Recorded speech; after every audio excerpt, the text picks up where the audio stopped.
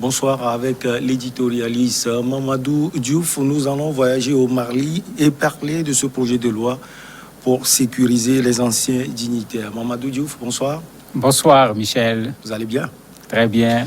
L'auteur de la proposition de loi qui siège au Conseil national de transition, l'organe qui joue ici le rôle d'Assemblée nationale, part, dit-il, d'un constat. Il faut épargner aux anciens présidents de l'Assemblée nationale du Mali ou de tout organe législatif de vivre dans la précarité une fois leur mission terminée. Alors Mamadou, qu'est-ce qu'il propose concrètement? En fait, vous avez, comme tout le monde le sait, aujourd'hui une assemblée de transition au Mali qu'on appelle Conseil national de la transition. Et comme c'est une assemblée de transition, pour faire consensus, pour faire plaisir à tout le monde, on en a pris un peu partout pour constituer ce qui fait l'assemblée actuelle. Le président, c'est le colonel Malick Diaw, qui est un militaire, ancien membre du CNT. Et c'est un des membres de cette assemblée qui dit que, bon, est-ce que cette institution, bien qu'elle soit provisoire, après avoir mis des personnes en position de responsabilité, est-ce qu'on va laisser ces personnes, j'allais dire, atterrir sans parachute, puisque c'est tout. Ouais. On cherche à trouver un parachute doré pour des gens qui ont occupé des postes de responsabilité au niveau de l'Assemblée. Ben, pour le moment, même au niveau de l'Assemblée, il y a des députés qui ne pensent pas la même chose que celui qui propose ce texte-là pour que, à la fin, à la retraite en quelque sorte, que le président en particulier, puisque c'est lui qui l'a surtout cité, puisse bénéficier de voitures, d'une pension, de personnel, etc. Bon, comme il dit, il ne veut pas qu'après la transition, que celui qui a dirigé la transition aille vivre dans la précarité. Vous avez parlé de certains avantages, oui, vous avez parlé de pension, il y a passeport diplomatique, chauffeur et autres avantages importants. On sait que certains ont dirigé sans doute, ils n'ont pas mis sans doute d'honnêteté dans la chose publique. Est-ce que eux aussi sont concernés? Mais en fait, quand on fait ces projets de loi, généralement, on lui donne un caractère général. Donc, on ne va pas le faire pour le CET, tout simplement. On va en faire une loi de façon générale qui va concerner toutes les personnes qui vont se retrouver dans la même posture. Mais regardons ailleurs.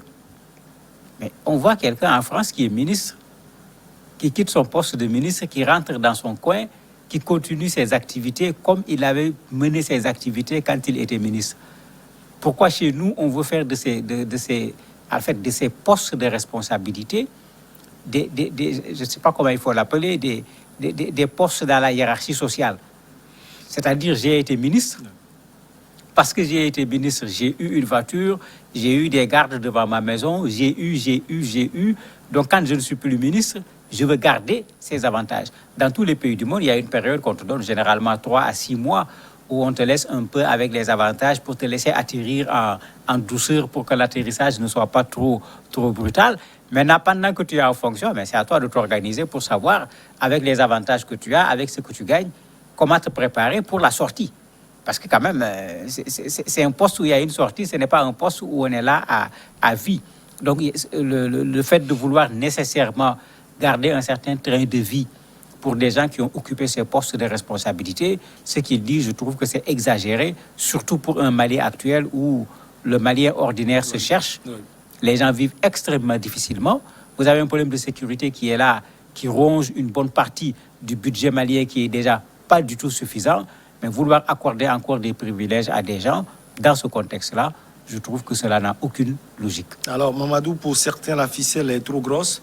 L'objectif non avoué serait d'inscrire sur la liste des bénéficiaires l'actuel président du CNT, le colonel Malick Diaw, l'un des auteurs du coup d'État du 18 août dernier.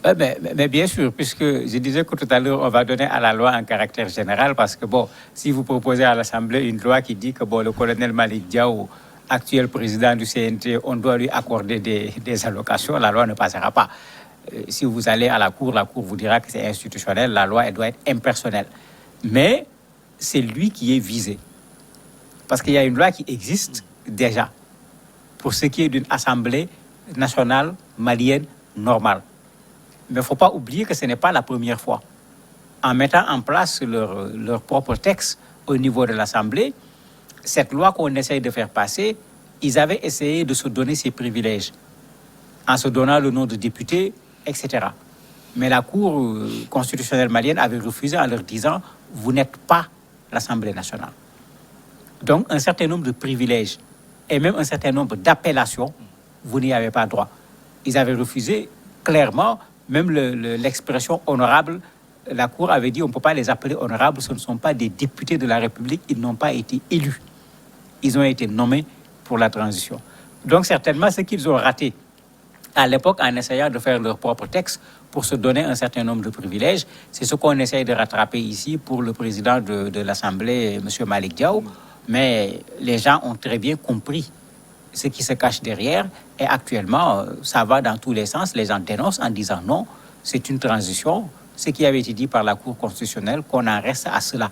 Ils sont là pour 18 mois pour permettre de mettre en place un certain nombre de réformes pour un Mali nouveau. Après cela, chacun n'a qu'à retourner dans son coin.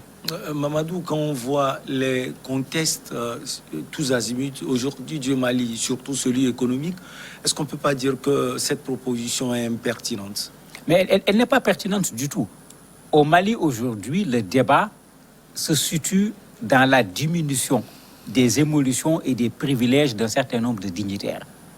Puisque les gens considèrent que par rapport aux Maliens ordinaires, par rapport au pouvoir d'achat du Mali, par rapport à la situation sécuritaire, certains proposent déjà qu'on diminue cela. Certains même avaient dit que pour le Conseil national de transition, qu'on ne se mette pas à salarier des gens, qu'on paye des indemnités de cession, etc.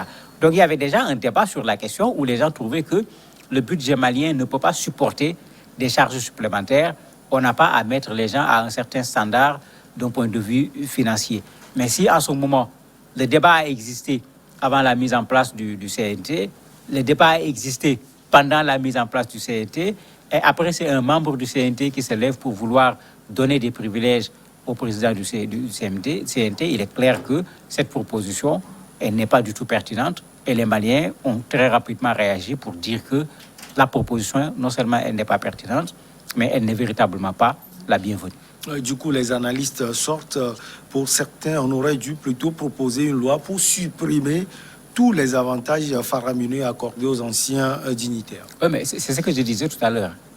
Parce que quand on voit les avantages accordés aux anciens chefs d'État et autres en Afrique, le plus souvent, c'est le chef d'État lui-même qui a voté la loi pour sa propre retraite.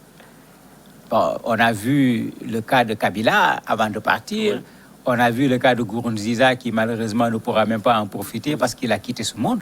Mais c'est inadmissible. Il faut le dire clairement, c'est inadmissible. Si vous regardez ce qui se passe en Occident aujourd'hui, même les capitaines d'industrie qui ont fait un travail remarquable, qui ont produit énormément d'argent, les gens travaillent à ce qu'on réduise également les avantages qu'on leur accorde au moment de leur retraite ou bien à la fin de l'année à cause du résultat qu'ils ont produit. Alors que si vous regardez ce que ces gens-là produisent par rapport à ce que nos chefs d'État produisent, mais il n'y a pas de raison. Pourquoi? Parce que quelqu'un est chef de l'État, après qu'il soit plus chef de l'État, qu'il veuille continuer à vivre comme un chef de l'État. Parce qu'en ce moment, que tout le monde devienne chef de l'État et puis c'est terminé. On est chef de l'État, on ne l'est plus. Tout comme quand un autre est salarié, il reçoit quelque chose à la fin du mois, mais quand il part à la retraite, il reçoit une pension. La pension n'est pas du tout comparable à son salaire. Mais pourquoi on le fait pour le citoyen ordinaire et pour le président de la République, le président de l'Assemblée nationale, qu'on veuille que les gens-là continuent à vivre sur les deniers publics comme s'ils occupaient des postes de responsabilité, alors que ex ou ancien veut dire qu'on ne l'est plus. Quand on ne l'est plus dans les faits, on ne doit plus pouvoir l'être également dans les émoluments. On a vu la jubilation exprimée par une grande partie de la population malienne lors de ce coup d'État. Mamadou, est-ce que ce n'est pas finalement la continuité de ce que, justement, la junte dénonçait? Oui, malheureusement, c'est ce qu'un certain nombre de Maliens disent. La junte est venue parachever, puisque c'était ça l'expression utilisée, cette insurrection ou cette révolution des Maliens, chacun prendra le mot qu'il veut, mais très tôt, ceux qui avaient organisé cette insurrection avaient commencé à se plaindre parce que les militaires avaient tendance à accaparer cette insurrection et les militaires avaient tendance à se servir eux-mêmes et à servir des proches. Ouais. On a vu toute la difficulté dans laquelle on a accouché du Conseil national de transition qui a été finalement boycotté par les mouvements les plus importants qui étaient au niveau du groupe qui avait organisé les manifestations qui ont abouti à la chute du président Ibeka, parce que très tôt, ces gens avaient vu la chose. D'autres n'avaient pas vu. Mais aujourd'hui, ceux qui avaient exprimé leurs doutes par rapport à la junte, en disant que c'est des gens qui vont essayer de s'accaparer du pouvoir, ceux-là sont en train d'avoir raison. On a vu comment Goïta s'est débrouillé pour être vice-président, bien que finalement on a vidé le poste de vice-président d'un certain nombre d'avantages qu'eux, ils avaient prévus. On a vu comment ils ont fait pour placer Malick Diaw au niveau de l'Assemblée. Mais ça veut dire que ces gens, contrairement à ce qu'ils disent, sont en train de s'installer en position de pouvoir. Pire même, vous avez un mouvement au Mali qui soutient le vice-président Goïta et qui est en train de faire pratiquement campagne pour qu'il puisse être candidat aux prochaines élections. Mais ça veut dire que ces gens, si c'est ça, on prépare le terrain, mais s'ils doivent se comporter comme tels, mais en quoi ils sont meilleurs que ceux qu'on a fait partir par une insurrection, en considérant qu'ils étaient là plus pour leur propre personne que pour le Mali. Ce qui est sûr, les partis politiques et la société civile qui est toujours mobilisée au Mali vont sortir. Selon vous, quelle sera leur marge de manœuvre? Certainement, ils vont attendre. Il y a déjà des réactions au niveau de la presse, au niveau des réseaux sociaux, puisque la loi n'a même pas encore été discutée au niveau de l'Assemblée. Mais heureusement, comme les médias sociaux sont là, rapidement, le texte est sorti. Donc, la discussion se fait sur une loi qui n'a pas encore été discutée au niveau de l'Assemblée.